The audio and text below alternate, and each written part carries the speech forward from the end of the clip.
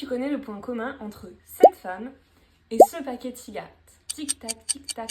Et bien la réponse, c'est qu'ils ont le même nom. Et oui, aujourd'hui, on va parler de Vali Export, née Waltraud Lehner, en 1944 en Autriche. Et donc, elle va grandir dans un pays encore très conservateur et très marqué par la guerre. Elle va d'abord étudier à l'école d'art appliqué de Vienne avant de se tourner vers le cinéma, la photographie et la performance. Et c'est en 1967 qu'elle va décider de changer de nom et donc de se prénommer Vali, qui est un prénom totalement inventé, et Export, qu'elle aura pris à la célèbre marque de cigarettes. Si elle change de nom, c'est pas seulement pour faire joli, c'est aussi pour sortir du cadre et reprendre le contrôle sur sa vie. En 1968, elle va réaliser une de ses performances les plus connues, Tap and Touch Cinéma. Alors qu'est-ce qui se passe là-dedans? Elle va se promener dans les rues de Vienne avec une boîte attachée au niveau de la poitrine. Et elle va inviter les passants à y plonger les mains. Petite subtilité, elle ne se balade pas la poitrine à l'air.